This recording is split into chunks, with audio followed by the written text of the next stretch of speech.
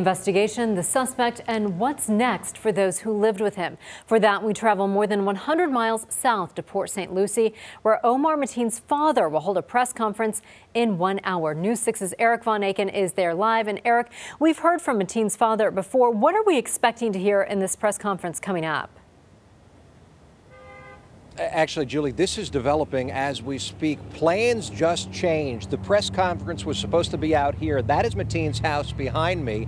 All of the cameras are set up, and all of a sudden, he decided to bring people inside and start giving interviews. So one of the reasons I'm so sweaty here is because I just ran outside after speaking with him. We got a one-on-one interview with him, and I asked him lots and lots of questions about all of the topics that have come up and some of these reports that we've heard about, starting with his daughter-in-law. Now, the most recent report is that his daughter-in-law, according to sources, knew about this plan. She knew, according to these sources, what her husband was going to do. She even drove him to the nightclub. He said that he hadn't spoken to her since this happened, so he didn't have the answer. Now, first, more on those reports. Under the cover of darkness and a hoodie, the wife of Omar Mateen tried to slip past cameras and into the condo that she shared with her husband here in Fort Pierce to collect belongings, it appeared. Network news reports say she knew about her husband's mass murder plot, even drove him once to Pulse nightclub, and told the FBI she tried to talk him out of the attack. CBS News has learned Omar and Noor Mateen took a family trip to Disney World in April with their young son, and then Mateen went back by himself earlier this month during Gay Days.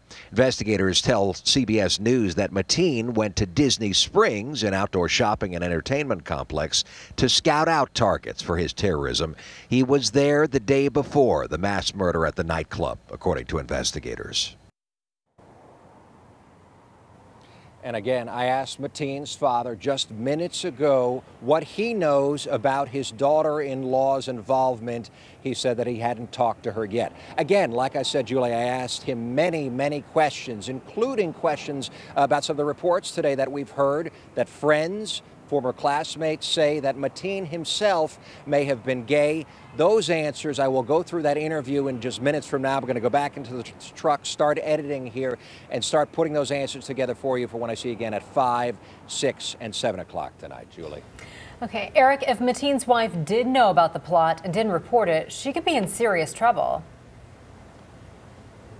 That is what we're hearing, Julie, from the FBI. They say that they are actually considering filing charges against her. Of course, they will take many things into account, such as typically when a spouse or a parent is involved or even a child is involved.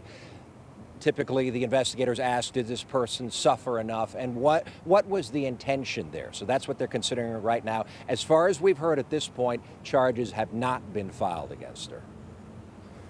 Okay, Eric, thank you very much. Eric Von Aken live in Port St. Lucie.